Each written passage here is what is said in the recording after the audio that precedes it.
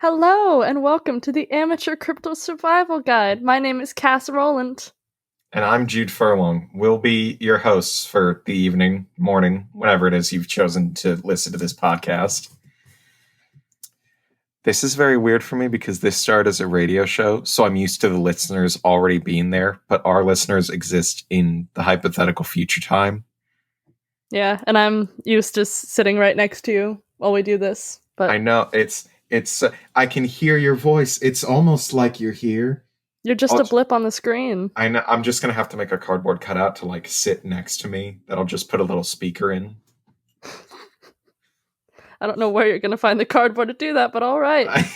But anyway, we're not discussing cardboard cutouts today. We're discussing Sinkhole Sam, one of the most disgusting things I've ever seen in my life. Oh, no, don't say that. Sinkhole Sam's just a sweet little Kansas boy. No, this is the inaugural passage. If you want to come on the podcast, you first have to get bullied by me on your appearance. I don't know about that. Do we have to go with that? Here's the thing. I tell it like it is. How will we have any guest stars ever? You make a point. When we get actual cryptozoology experts and you dog on them for all looking the same and having the same beard and mustache, which is to say, more than a goatee, less than a proper beard, usually with a bowl cut. I'm looking at a cryptozoologist right now. No. Every time, This Cass. is why we're amateurs. This is why we're amateurs. Their heyday was in the 60s, and they've never gotten over it. Oh, God. Do you think Sinkhole Sam has a bowl cut? Oh, God. What? You just made me imagine Beetles the worm. I don't know what that is, and I don't want to find out. Beetles? The Beatles? The Beatles? Oh! Yeah. Oh. Yeah. Oops. I don't want to find out what the Beatles are either, Cass, but unfortunately, it's my namesake. I don't know what the Beatles are. I don't want to find out. I don't want to know. As far as I'm concerned, the Beatles can be cryptids. They can just stay over there and people can debate whether or not they exist. So Sinkhole Sam is a Kansas cryptid, and as we've sort of been alluding to, he's a big worm, or a snake, or an Massive eel. Massive worm. Definitely moist is the point. Oh! Oh, God. Moist and lengthy. We're less than 3 minutes into making a podcast, and you've already said one of the most disgusting words on the planet. Well, I wanted to get it out of the way. It had to be addressed at some point. That's fair. I'd much rather you say moist in relation to Sinkhole Sam, who is just a greasy little boy, than some other cryptid.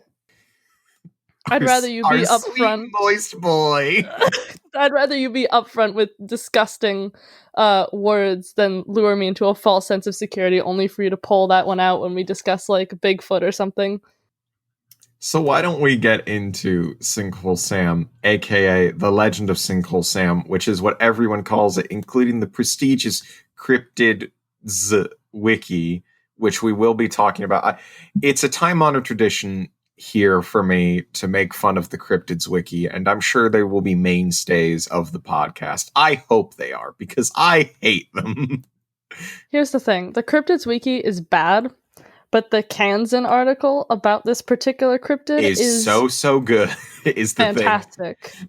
May I read a passage from this Bible of a source? For sure. This is our canon for this one. Yes. Once upon a time, near a town known as Inman in the land of Kansas, a legend was born. A legend that 50 years ago would bring this sleepy little town notoriety for a time. The legend became that of Sinkhole Sam. Now, the thing that I've noticed about this article and this story in general that is particularly offensive to me as a Minnesotan is that the sinkholes they were referring to are actually drained lakes. In Minnesota, it is a crime punishable by death to consider draining a lake, because we have 11,382, I think. We're keeping that amount. It's even a crime to consider? It's a thought crime? Yes. Yeah, it's a thought crime. I didn't know Minnesota had those. If you even look at a lake wrong, we will shoot you on the spot. Listen, if you bring a straw to a lakefront and you even say to someone as a joke, what if I drank some from that?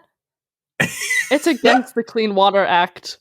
Tim Walz, the governor of Minnesota, the Right Honorable Tim Walz, will come get you.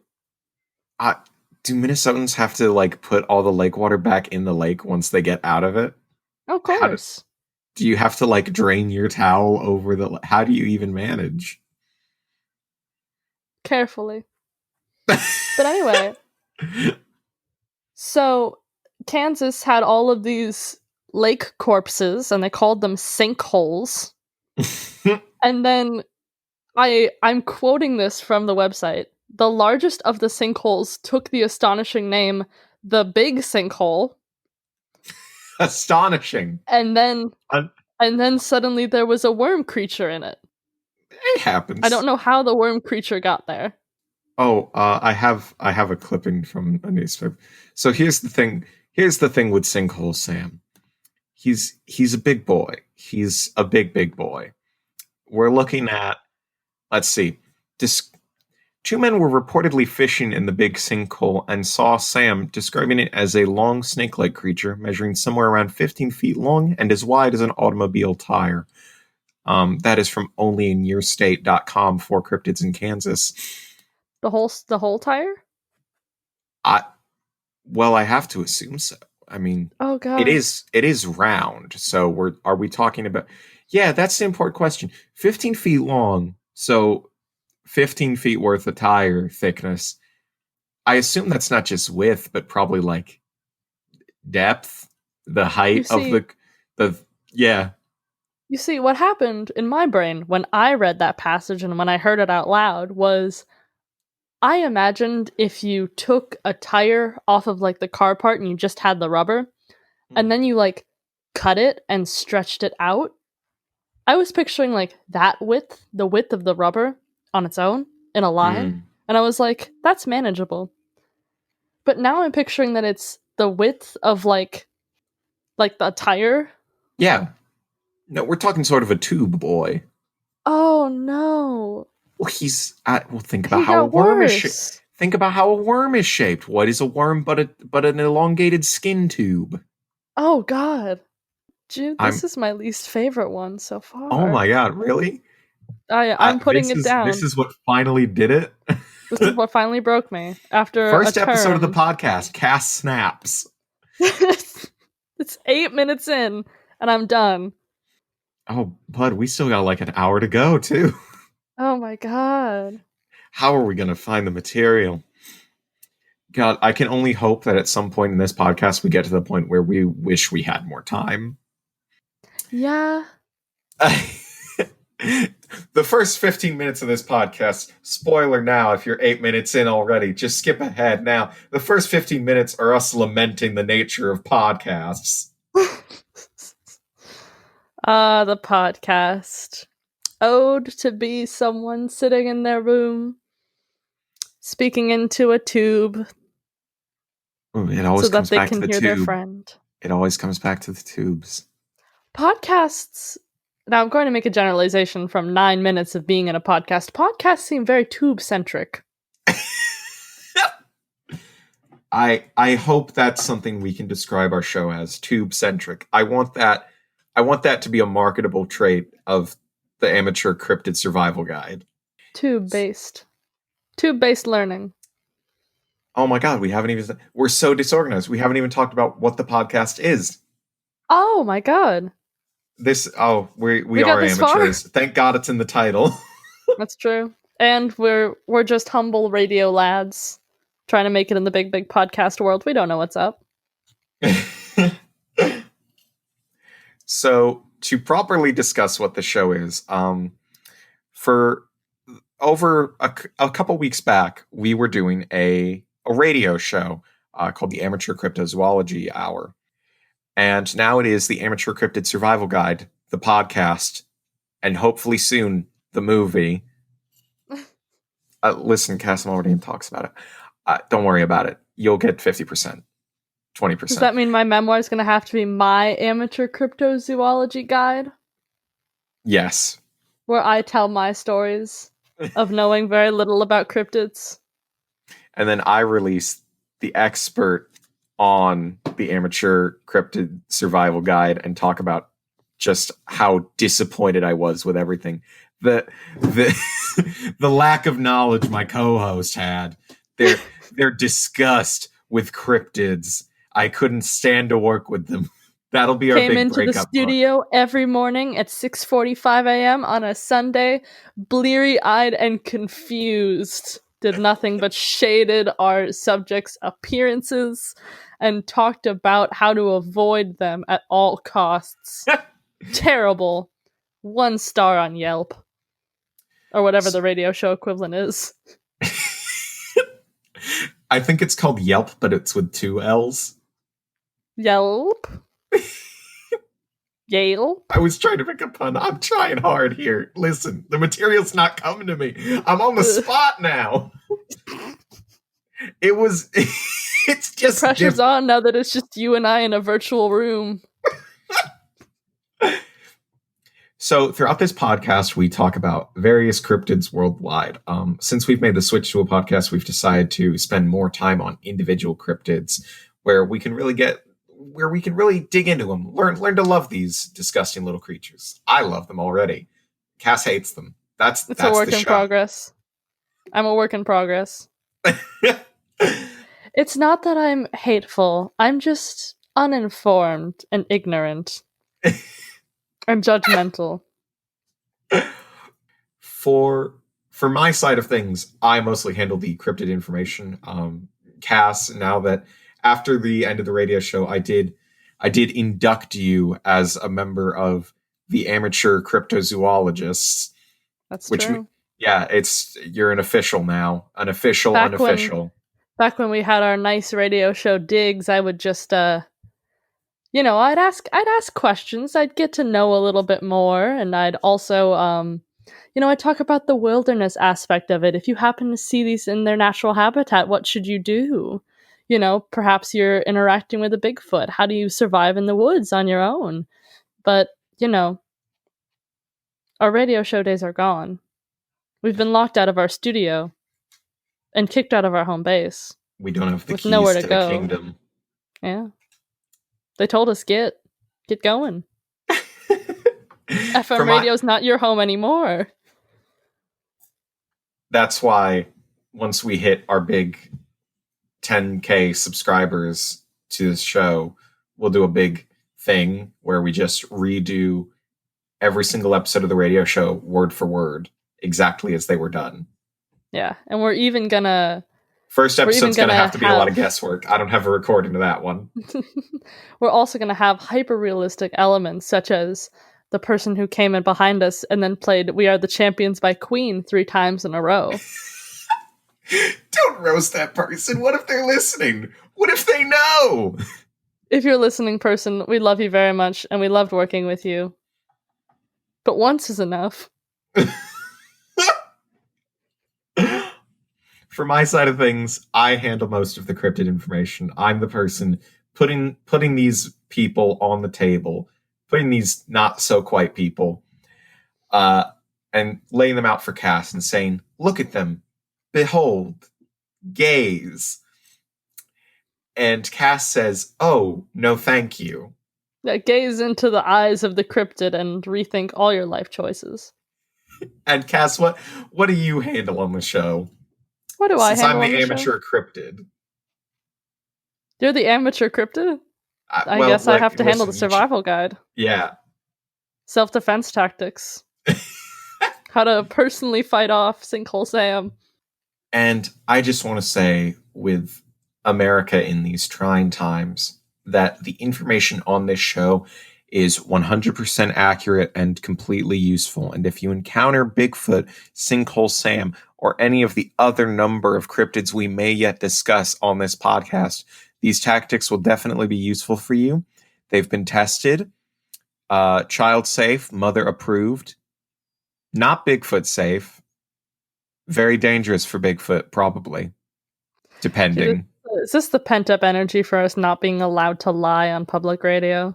Extremely. I desperately wanted to lie every single episode. You're a trickster by nature. I mean, I think we got away with it. That's true.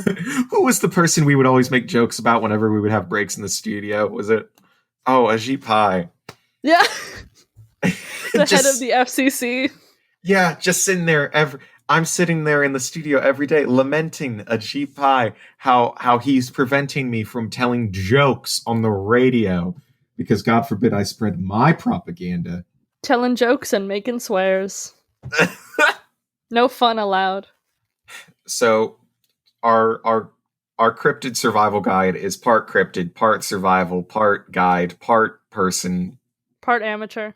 Part amateur. All amateur. This is amateur hour. Definition of amateur hour right here. As close to an hour as we can get it. So today, because we do cover a different cryptid every single podcast, that's my hope anyway. There may be some through lines to follow. So if you're listening now, remember that you're on the up and up. You know.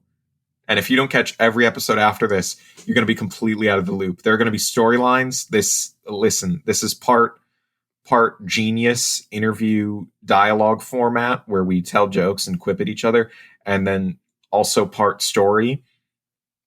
And you have to be here for the narrative part too. And is this part of the narrative? You don't know. You won't know until the finale. Yeah, who knows? Maybe we've already released a big spoiler. And maybe there is no finale. Maybe that's part of the story. You just don't know. Jude, you know that I can't handle no finales.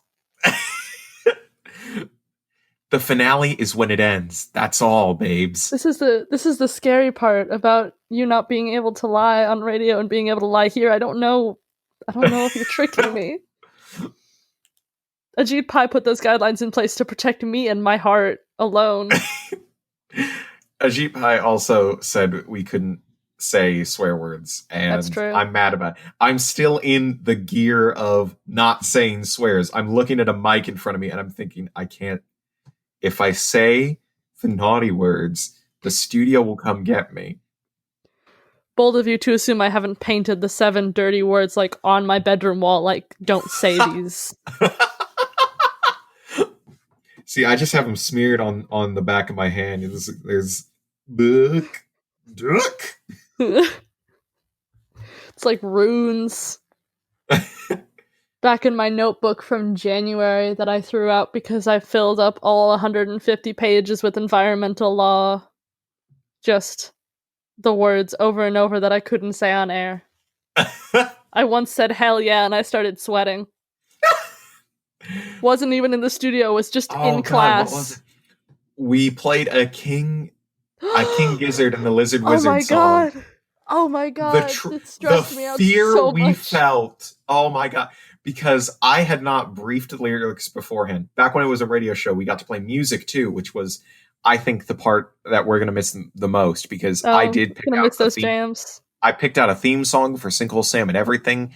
Oh, it's so great. It's Dr. Worm, so I want you to imagine that at some point Dr. Worm plays and we take a break. In fact, at some point, just for yourself, not now, of course, because you love us right now.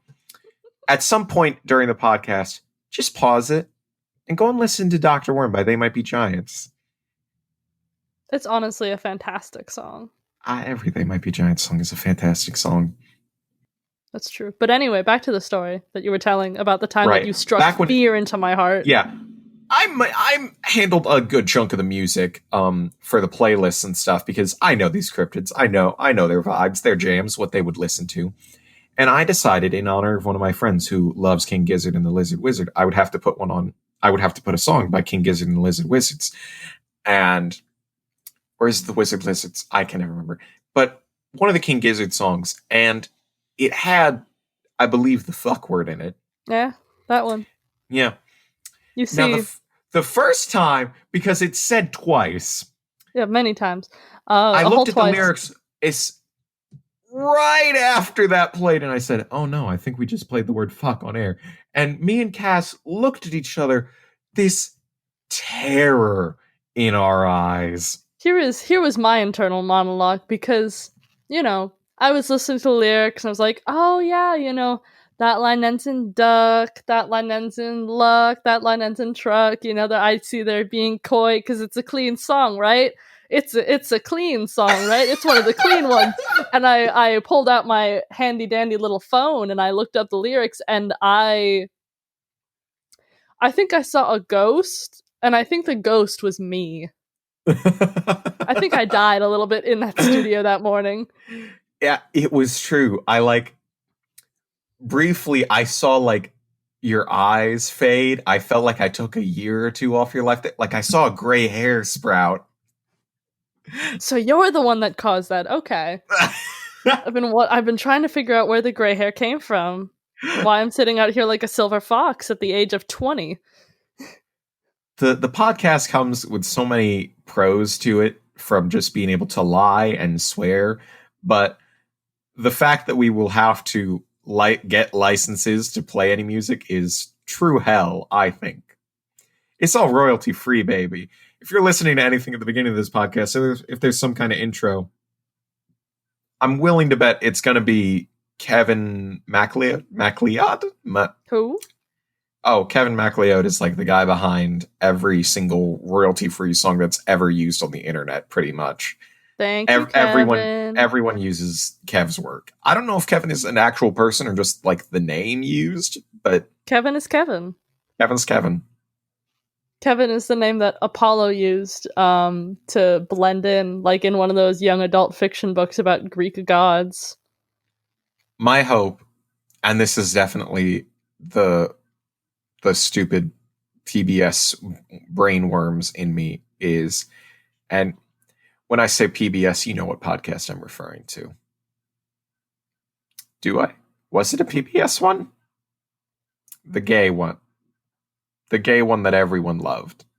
That wasn't the Magnus Archives. It was before the Magnus Archives. I'm not going to say it by name. I don't know what one you're referring to. I'm new to the podcast business. This is astonishing. I'm new to the industry.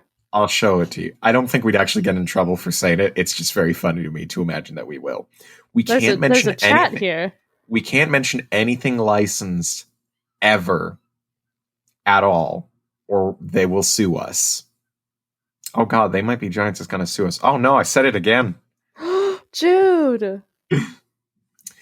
But my thing, and not to draw too much inspiration from them, but it's definitely because of Welcome to Night Vale, is I would love if people sent us songs that they want us to promote, or my hope is that I can help some indie creators, because who loves cryptids more than indie creators? Aside from myself. I guess I am an indie creator. Are we indie creators right now? Are we? Are we? Are we? We don't have a studio, or we don't have a boss. I think we're independents, yeah. Ooh.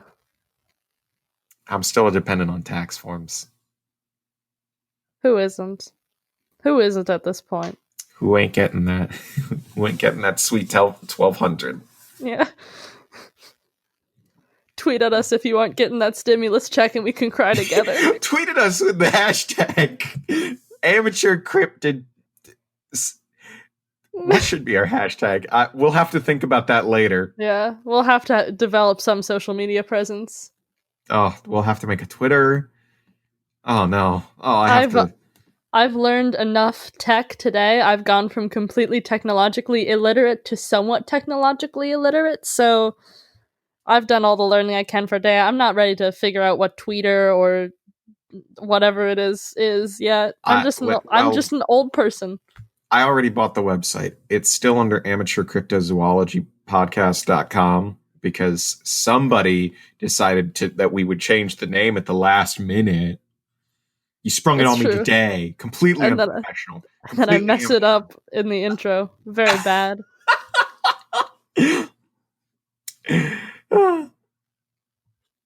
But anyway, we've been neglecting our boy for too long. It's true. Okay. Sinkhole Sam. We got a little bit of the history like 5 years ago when we started the podcast.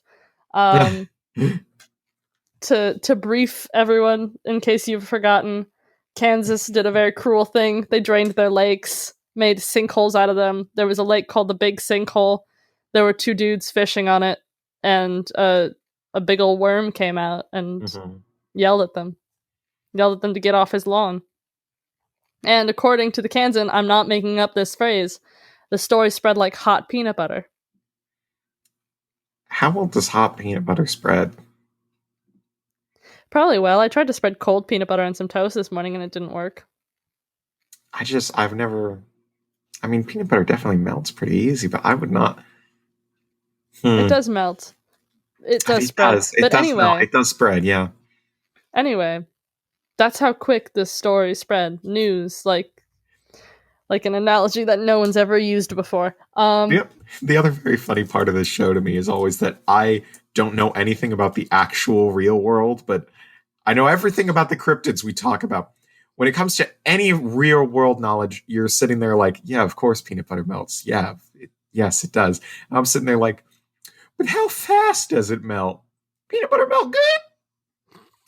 Sinkhole Sam peanut butter?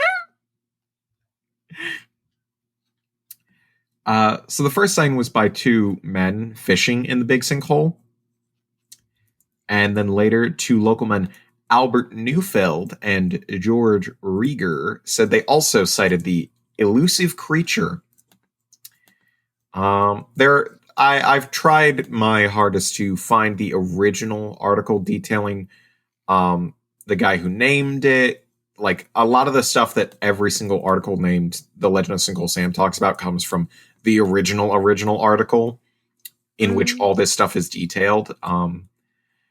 So to give us sort of an overview, so we're talking Kansas, we're talking Lake Inman, which is around the town of Inman, which is a very small little town. And what year was it? It was 19... Oh, wait.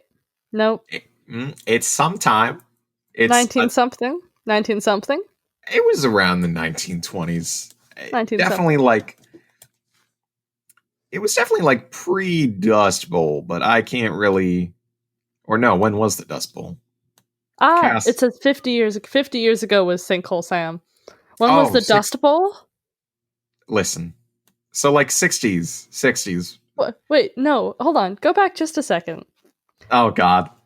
When was the Dust Bowl? I always forget. Oh, 1930. Okay, yeah, I'm not crazy. I thought it was the 1930s. I didn't sign up to become a history minor for you not to know when the Dust Bowl is. Why is it my responsibility to know history if you're the history minor? Because of moral support, Jude. No. I'm completely amoral. I'm evil. I'm the evil side of the podcast. You're the good side. So around the 60s, our swinging 60s Sinkhole Sam. Yes. Wait, hold on. 50 years ago was 1970. That would be now, but these articles were published in 2017. Oh, they're old articles. Oh, and the original one in the Kansan that you're reading was published in 2010. So yeah. So it was 60. It was in the before time. Okay. Oh, those ancient times of when your parents were alive. What? My parents are alive during the downstairs. 60s? Oh. Yeah, I know I did make it sound like they're dead now, but they're not. Yeah, back when they were alive in the year 1960, when they were 2. This podcast is made to bully Cass, orphans, and orphaned Cass. Yeah, and apparently my parents. So, I'm gonna dig around through some of the articles I have here. Inman, Yes, it's time for the literature review. Yeah, things are buzzing down at the sinkhole, especially now that the drought is here. With the water falling, there's more chance to see Sinkhole Sam. This is sinkhole, 2 words, hyphenated sometimes not. To see Sinkhole Sam, Kansas's answer to the Loch Ness Monster. Sinkhole Sam, bless his slimy heart, was first spotted about a year ago. 2 fishermen were sitting on the bank of the 100-acre fishing spot 4 miles southeast of here. No fish. Suddenly, Sam showed up. The fisherman saw him break water. He had a flat head and 15 feet back, a tail of some sort. In between was a snake-like body. The fishermen showed Sam their heels, but that started the greatest monster hunt in the history of the sinkhole. Everybody came out to get a glimpse of Sam. Those who claim to have seen him say his body is 21 inches around. In drawings by Kansas artists, Sam is shown with a fluted tail, a long fin on his back, and a big, non-snake-like grin. Albert Neufeld took a shot at Sam and said he thought he hit him or her or it. The beastie disappeared, but George Rieger Jr. was standing on a little bridge over the sinkhole and swears he saw Sam, and Sam was fit as a monster. Local papers are giving Sam a big play, reporting that many responsible citizens say they've seen Sam. Others scoff. The scoffers say, how could a monster get into the sinkhole in the first place? It's just a depression in the earth that's been constantly sagging and widening since an oil company did core drilling on the site 25 years ago, which is presumably why it's the big sinkhole. The believers scoff at the scoffers. They say the area is inundated by floods every so often, and Sam could have come in with the fishes from Inman Lake or the Little Arkansas Hiver during a flood. Or maybe he was down in some underground pool all along and just got swimming room as the sinkhole sank. So Does this portion have a Q&A? Because I have a big question. Question. Yes, hit it. When they say that Sinkhole Sam might have come in with the fishes in a flood, are they implying that at some point in the middle of the night when no one was looking, a 16-foot long big scary fish monster just kind of glided across the prairies of Kansas and plopped right into this sinkhole? Hey. Secretly? Hey. First of all, don't exaggerate. How dare you exaggerate to make it seem like this is completely preposterous? 16 feet? Of course not. Sinkhole Sam is 15 feet long. Thank you, Cass. But I guess so. Yes, I think that's what they're implying. Listen, Cass, it's in a newspaper. This is by experts. Oh, where did this big fish come from? Oh, I don't know. Maybe he came in the rain season. I don't know what a Kansas accent sounds like. Oh, I don't either. This podcast made to bully orphans, Cass's parents, Kansans. And other Midwesterners. If you're not from Minnesota or from Ohio, go home. And if you're from Ohio, stay home. And if you're from Minnesota, stay home. If you're from hashtag stop the curve. Drop the curve, whatever it is. Drop it like it's hot. I thought you were just going to be mean to Ohioans and we would have to fight it out on podcast. No. I was going to say on air, but... No, I don't fight out my dirt. I don't air out my dirty laundry on the podcasts. I save it for texts. God, our ongoing fight of the two worst places in the Midwest. No! Yes, Cass, Iowa does exist. I know. I refuse to believe that Minnesota is in the running for the worst places in the Midwest. But Ohio is. It's the best in the Midwest. Oh, do not do this. We have parks, lakes, silly accents. And not a cryptid to your name. We outsource. Your people don't care about the cryptids in your own state. The Minnesota Iceman, that's nothing. And that's your big one. What do you have? The Minnesota Dogman? That's just a man dog. What do you have? The Frogman? The Frogman makes up for the lack of any cryptids in your state. The Frogman / iguana / raccoon. He could listen.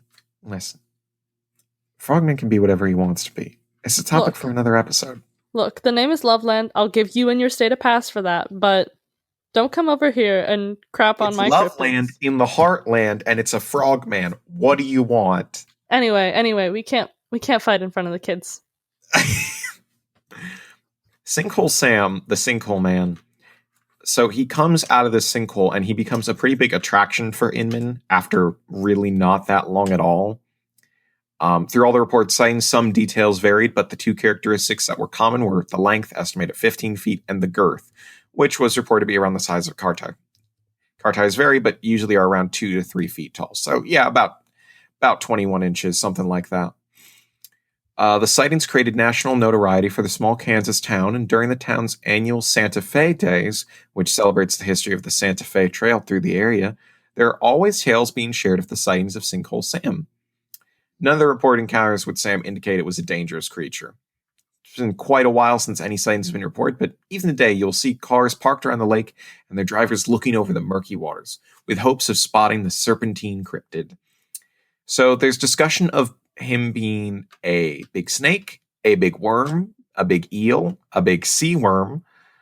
A big hoax? Yeah. Is that one? Just a lie? I can't believe you would ever suggest that such an important cryptid is fake. Listen, I'm here to bring the realism to the situation. I don't trust Kansas.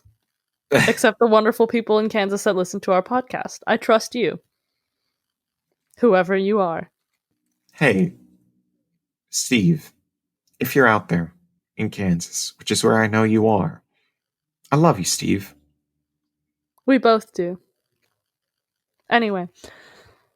Oh, wait, I forgot the author of the articles we were reading is actually named Steve. Steve, we do love you. Steve Gilliland, we love you. Come on our podcast and tell us about your boy. Now, this is one of my, I won't say favorite cryptids, but one of the ones that really sticks with me. Jude, you say that about every cryptid. It's true, I do. Well, listen, not every cryptid. There's a reason you know about the ones that you know about. I bring you the good ones. This is one of the ones that sticks in my mind, and the reason I brought him, I've written stories about this one. I have heaps of thoughts and information on it. I've debated, like, well, what about a bobbit worm? Would that work? Can bobbit worms dig through the earth? How would a big earthworm work? How big can earthworm be? What's a bobbit worm? Oh no. Yes, named after the woman who chopped off her husband's dick with a pair of scissors. God. Oh, it's gruesome. It's such a beautiful creature. It's absolutely terrible. This is the mantis shrimp of worms. The mantis shrimp is beautiful. What are you talking about? Like, the mantis shrimp is a gorgeous creature. Why does it have so many teeth? Why does this worm have teeth? Pincers? Mandible? Whatever. One of the first results for bobbit worm is bobbit worm versus mantis shrimp. Are those... Okay. So I'm looking at a picture of a bobbit worm. A sort of scissor-mouthed creature. Mm-hmm. And it has a terrible, terrible jaw strength. It can really just cut stuff in half. Oh my god. I'm not sure it could cut off a finger. They're very small. Yeah, okay. I don't think it could do... It could, like, hurt, but... Yeah. For those of you who've never seen a bobbit worm, who want to hear a scared child describe what this worm looks like to you, imagine a shrimp that has a whole bunch of stuff stuck to the front of it, but instead of having a tail, it just keeps going. It's just long and gross. They can range from 10 centimeters, 4 inches, to 3 meters or 10 feet long. I'm sorry. Yeah. Feet? 10 feet? Yes. Oh my god. 3 meters. Oh no. I hate that. It is sometimes also called the sand striker. Or the hell worm. Now, is that just your name for it, or did you find that? I'm reading an article right now that says this hell worm dragging its prey into the underground just lair. Just a terrible little hell worm. Is giving us anxiety. Hell worm is what I'm going to call my first child. My little hell worm. Your hell worm. Yes, and this shall be my heir to my podcast legacy. Hell worm. My thought was that, like, okay, this thing could potentially have the length, no problem. Like, I would believe that something like this could definitely reach 15 feet if it really tried, if it really wanted. If it wanted to be a especially freak of nature. The issue is definitely the thickness. Like, I'm looking at this thing of catching a bobbit worm, and it's long. It's not big. It's just long. Jude, I have a terrible image. Yeah? Imagine you take an especially long bobbit worm. It's 15 feet long. Yeah. You find 20 other bobbit worms that are of an equal length. And you just kind of tie a string around them and set them loose in front of the populace of Kansas, just as a joke. Just for a laugh. And they're talking about it for the next century. And they name it Sam. This is highly unethical, and no one should do this. But what if someone already What did? you proposed is a human centipede. Oh, God. A human centipede situation, no. but Oh, let's call it the Bobbit Sam movie, Oh, where some God. mad scientist goes down to the ocean and says, "Oh, come here, all my nasty little worms. Daddy's going to put you together." They live in the ocean? Well, yes. They live mainly in the Atlantic Ocean, but can also be found in the Indo-Pacific Ocean area. I hate this. So, mad scientists go down to the Atlantic Ocean and says, "Come here, all my little boys. Daddy is going to make you one big boy."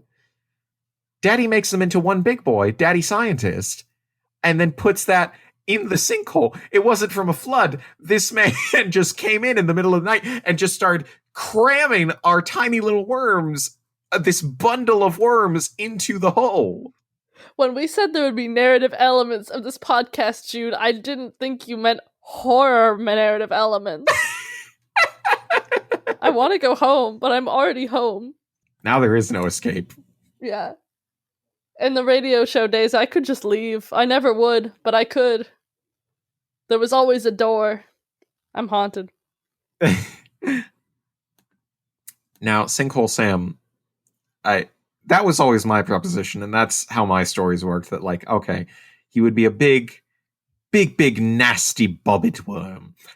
And the reason for that is just because bobbit worms fascinate me. Like, when they bite, they actually cause nerve damage. What? Such that, well, yeah, even if they don't cut off, like, something, and it's, at their size, it's not likely for a human. They'll definitely, like, get into you a little bit. But the real danger is their toxins, which aren't necessarily poisonous. Like, it wouldn't kill you, but it does cause nerve damage. So it means, like, if they bite your finger, you're probably not gonna feel it. And I forget if that's temporary or, like, no, that's for life. Oh, God. Jude, you have to warn me about these things before I decide to bully nature. Because maybe bobbit worms listen to this podcast and they're like, you. Yeah, you're vulnerable. You. A Daily Mail story about berries suggests that the bobbit worm can permanently paralyze human appendages with its bristles. Permanently? But scientists question this. Okay.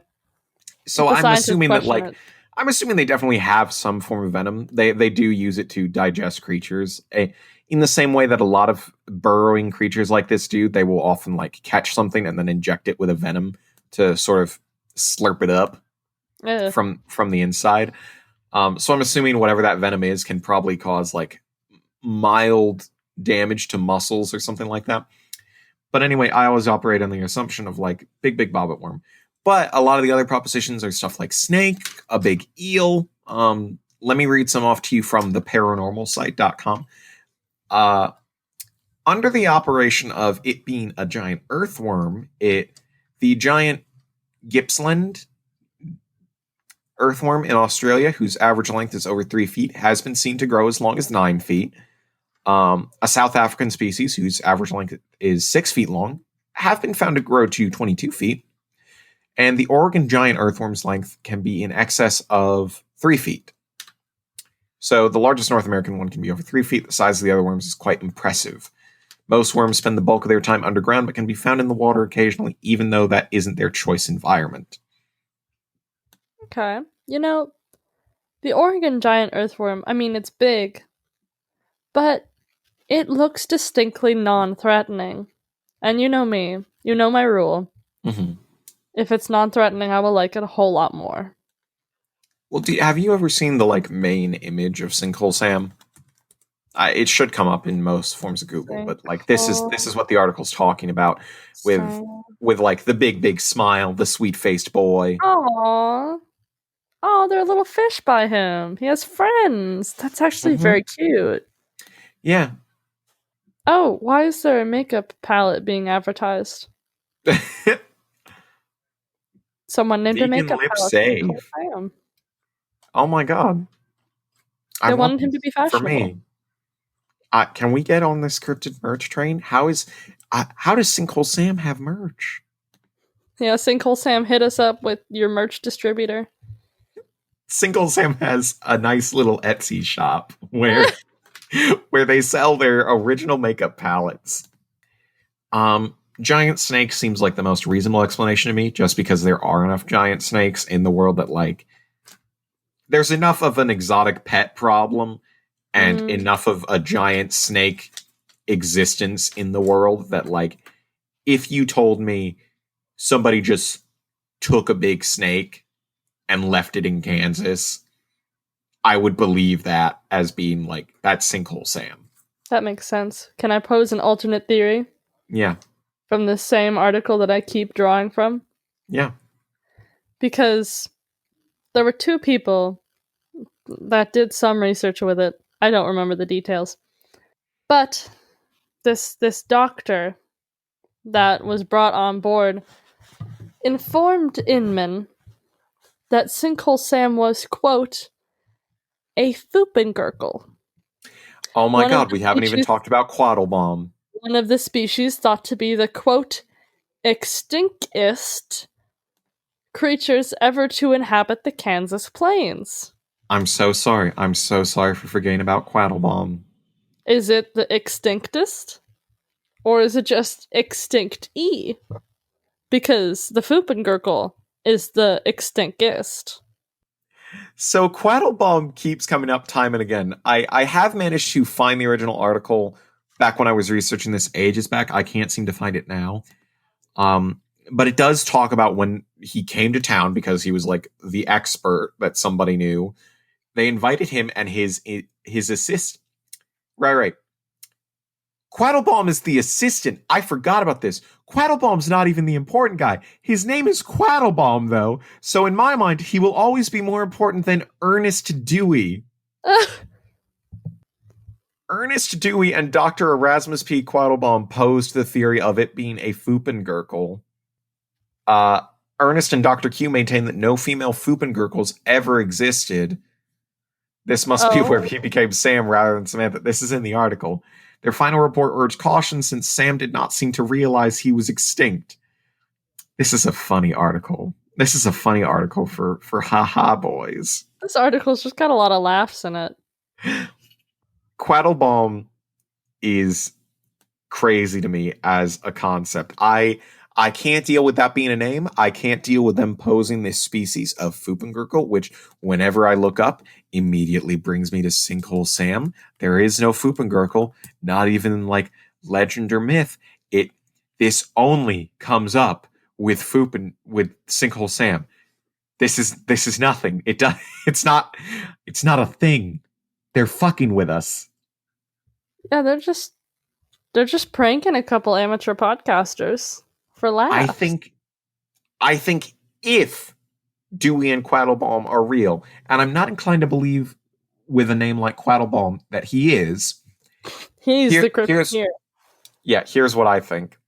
Ernest Dewey, which is believable enough as a name that I'm going to keep using it, and a friend of his who has some kind of medical expertise, or maybe not. Maybe he just lies too. He comes in and he says he's Dr. Quaddlebomb. This is like some guy everyone knows and his friend from out of town. And they come in and they say like, oh, well, clearly it's a foopengerkles. Pay us $5,000.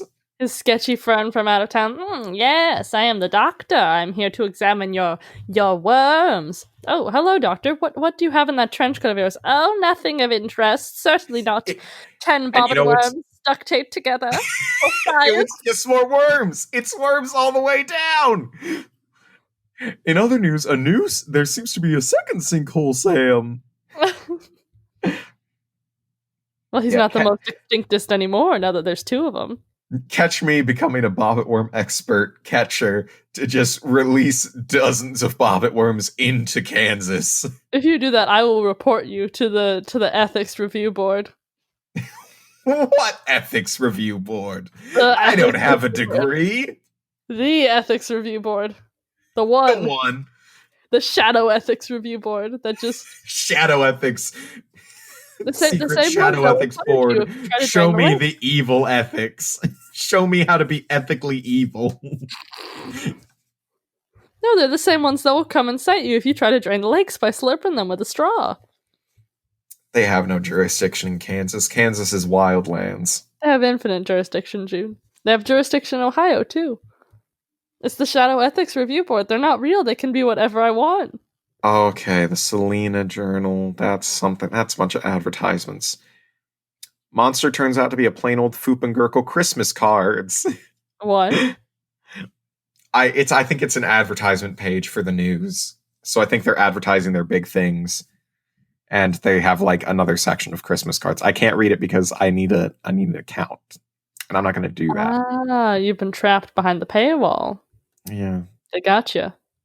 So the foopengerkles isn't a thing. I have pondered on this for a good 2 years.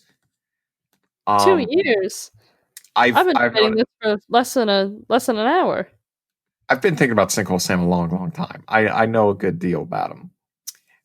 I've poured through whatever information I can find, and the fact of the matter is, there's not going to be much. It's a small Inman town. This happened in the 60s, back during the era of the UFO craze, the slowly rising cryptid craze, and no one was keen on like diagnosing cryptids necessarily.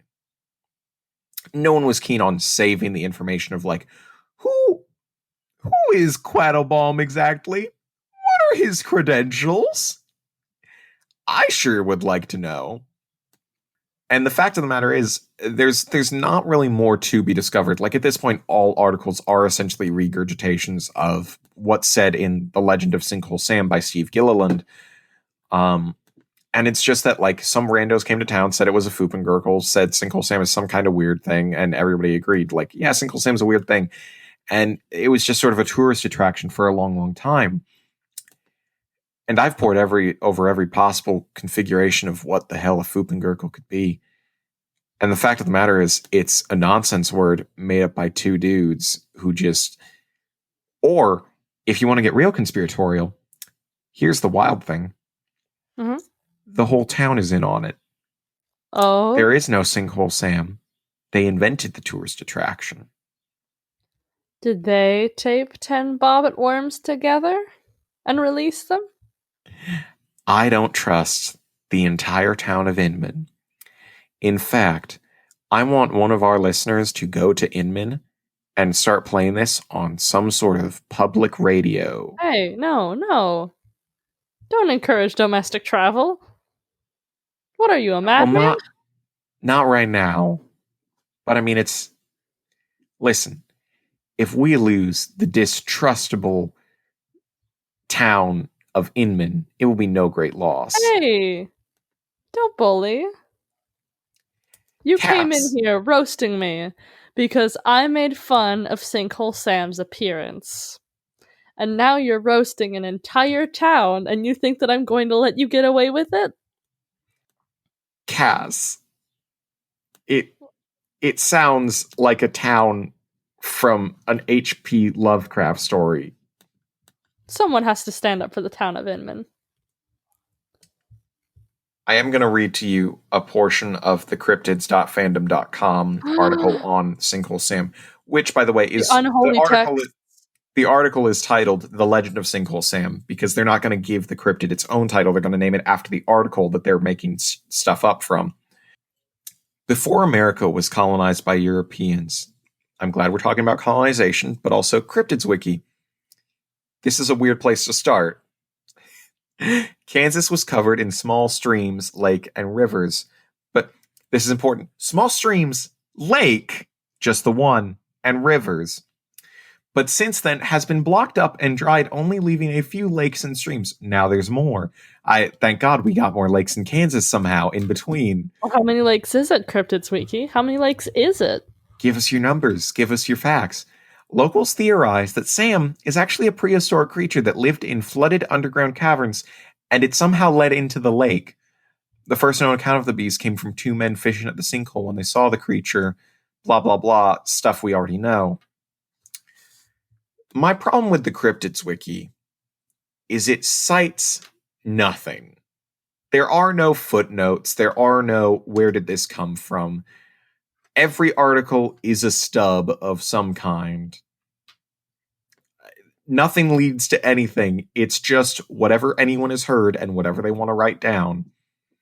When you mentioned the unholy texts, I myself got onto my computer, which I was already using to record this, and I too looked up the Cryptids Wiki. And I'm a sociology kid. I'm all about hearing what the people have to say. And I think the most salient and heartbreaking quote from this article doesn't come from the body itself, but from the comments. Someone commented, "Sammy is probably dead. Ooh woo." It's not ooh woo. This is important. It's ooh underscore ooh. Listen, wait. They convey different things. Do they? What is the difference? Well, ooh woo is like for sure a furry thing. Or a scene kid thing. Most of the time, both. What is this, then? Oh, it's just a little cute emoticon. I don't trust anyone that uses use as an emoticon. The Cryptid Wiki comment section is truly a beautiful thing. For instance, as a reply to that comment, it could still have just gone back to the caverns right after they saw it, not willing to face the reality that Sam is dead. And then the next one said, or alien abduct him. Or alien abduct him. Indeed. No other syntax. Just 4 words. Just 4 words. Or alien abduct him. I think that's the most plausible theory right there. The most recent comment on this page by Addi Kalmbatch. Are females sinkworm Sammy? Not Sinkhole Sammy. Sinkworm Sammy. If you even read the article, you would know there are no female foopengerkles left. It is Sam, not Samantha. How would they know? That article is not footnoted here, Jude. Exactly. This is the problem. This is the 5 minutes we allot in every podcast for Jude to go off at the Cryptids Wiki. I've learned it's best not to fight it and just to let it happen. It's actually quite therapeutic for the both of us to just roast an innocent website that I'm not a fan of. We're amateurs, and we're amateurs. We don't have scientific equipment. We don't have scientific procedures. It is just the information we can collect by viewing the studies of other people. If we're the amateurs, what does that make the Cryptids Wiki? What does that make them? Their picture for the Fresno Nightcrawlers is a frog instead of the little pants mans that they are. Oh, that's the new cryptid videos for you to explore at home. I think they've just started putting that in every article for some reason. The frog? This didn't used to be a thing. Yeah, the new cryptid videos for you to explore at home. They do have a proper picture of... They usually have some sort of picture. Thank God. It's all they have for most of them. Oh, good. The Fresno Nightcrawler one has sources. Thank God. We can talk about that one later. Yes. I love my boys. But anyway, we can't talk about our boys until we finish talking about our boy. Sinkhole Sam. What are your final thoughts on Sinkhole Sam? Personality test? Compatibility? Sinkhole Sam really... Sinkhole Sam to file your taxes? Like... Hot takes. Sinkhole Sam really delights me as a creature. For one, I wouldn't say it's like most other cryptids in that it's sort of, one of your aquatic sea serpent types, but not quite. It's in Kansas. It's in a big sinkhole. It's sort of... Sinkhole Sam really is its own sort of thing. This beautiful big worm, snake, whatever it is. And I really love it for that. And I think everyone around it has such a good-natured humor about it that I wish more people had about like their local cryptids.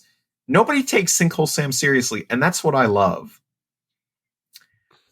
I guess if I were to rate it in terms of general things, I would probably say 10 bobbit worms out of 10. It's definitely made up of at least 10 bobbit worms. Maybe more. Cass, what are your thoughts? That's what I'll give say. me a ranking of bobbit worms out of 10. I'm a person of integrity. I have to be honest with my original first impressions of this worm. Yeah, go for it.